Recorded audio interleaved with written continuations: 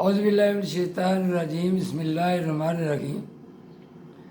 میں نے پچھلی ویڈیوز میں مسلمانوں پر قرآن مجید کا پہلا، دوسرا، تیسرا حق بیان کیا ہے۔ قرآن مجید کا چوتھا حق ہر مسلمان پر یہ ہے کہ وہ اس پر عمل کرے اور اسے اپنی زندگی کے لیے رہنما بنائے۔ قرآن کو پڑھنا اور سمجھنا بھی زیادہ مفید تب ہوگا جب اس پر عمل بھی کیا جائے۔ قرآن ہمیں بتاتا ہے کہ ہمیں کن باتوں پر عمل کرنا ہے اور کن باتوں سے اجتناب کرنا ہے۔ حضور صلی اللہ علیہ وسلم کا ارشاد ہے، وہ شخص قرآن پر ایمان نہیں لایا جس نے اس کی حرام کی ہوئی چیزوں کو حلال کر لیا۔ ہمیں چاہیے کہ ہم قرآن کو اس ارادے سے پڑھیں اور سمجھیں کہ ہمیں ہر صورت قرآن کے بتائے ہوئے راستے پر چلنا ہے، چاہے ہمیں کتنی ہی تکلیفیں برداشت کرنا پڑیں اور کیسی ہی قربانیاں دینی پڑیں۔ اس کے بغیر قرآن پر عمل کا حق ادا نہیں ہو سکتا۔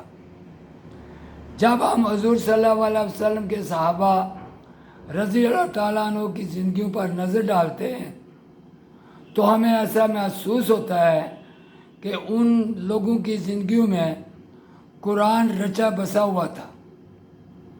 ان کا ہر عمل اس بات کی گواہی دیتا تھا کہ انہوں نے قرآن کو واقعی اپنا رہنما مان کر اپنی مرضی کو اللہ تعالیٰ کے فیصلے کے آگے جھکا دیا ہے۔ حضور صلی اللہ علیہ وسلم کی سیرت ایک حدیث کے مطابق قرآن ہی تو تھی۔ ہمارے لیے اس میں رہنمائی یہ ہے کہ اگر ہم چاہتے ہیں کہ قرآن کے مطابق زندگی گزاریں تو ہمارے لیے حضور صلی اللہ علیہ وسلم کی زندگی میں ایک بہترین نمونہ ہے۔ گویا حضور صلی اللہ علیہ وسلم کے نقش قدم پر چلنا قرآن پر عمل کرنے کا ذریعہ ہے۔ تاہم خیال رہے کہ قرآن کے تمام احکامات پر عمل کرنے کی کوشش کرنا دنیاوی اور اخروی کامیابی کے لیے ضروری ہے۔ یہودیوں میں یہ گمراہی پیدا ہو گئی تھی کہ وہ تورات کے بعض ہدایات پر عمل کرتے اور بعض احکامات کو توڑ ڈالتے تھے۔ اس پر اللہ تعالیٰ نے بڑے سخت الفاظ میں انہیں ڈانٹا۔ قرآن کی سورۃ البقرہ آیت 85 میں اللہ تعالیٰ نے فرمایا، کیا تم کتاب الہی کے بعض احکامات کو تو مانتے ہو اور بعض احکامات سے انکار کیے دیتے ہو، اور جو تم میں سے ایسی حرکت کریں ان کی سزا اس کے سوا اور کیا ہو سکتی ہے کہ دنیا کی زندگی میں تو رسوائی ہو اور قیامت کے دن سخت عذاب میں ڈال دیے جائیں، اور جو کام تم کرتے ہو اللہ ان سے غافل نہیں۔ آج پوری دنیا میں مسلمانوں کی ذلت اور رسوائی کا اصل سبب یہی ہے کہ ہم نے قرآن کو چھوڑ دیا ہے۔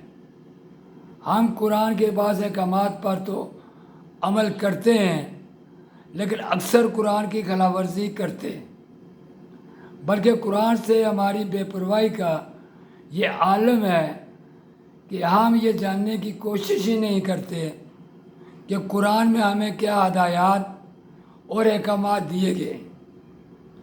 انسان قرآن کی انگلی پکڑ کر اس کے ساتھ ساتھ چلنے کی کوشش عملاً شروع کر دے تو صراط مستقیم پر گامزن ہو جائے گا اور درجہ بدرجہ ہدایت میں ترقی کرتا چلا جائے گا۔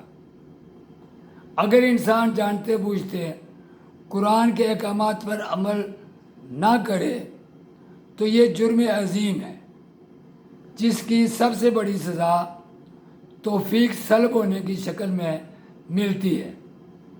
غرض یہ کہ قرآن سے فائدہ اٹھانے کی صحیح صورت یہ ہے کہ اس کا جتنا علم اور سمجھ इंसान को हासिल हो वो साथ साथ अपने अमाल व अफ़आल, आदात व अतवार और किरदार का जुज़ बनाता चला जाए और इस तरह कुरान इसकी शख्सियत में मसलसल सराहत करता जाए।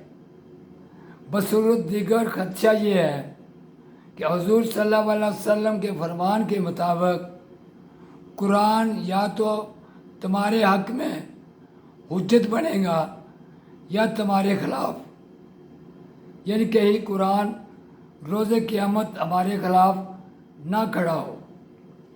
कुरान के 5वें हक़ के बारे में अगली वीडियो में गुफ्तगू करूँगा।